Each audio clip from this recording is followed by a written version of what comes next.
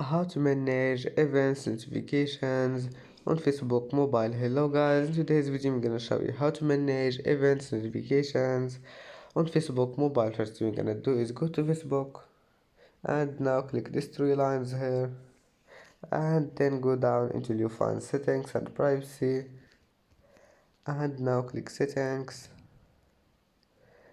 and go down and you will find this one, notifications.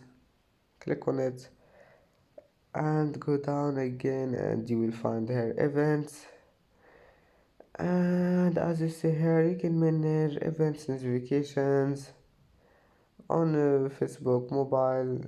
It's easy, just manage anything you want and then just go back and it will be saved. And that's it for today's video. Don't forget like and subscribe, and see you in the next video.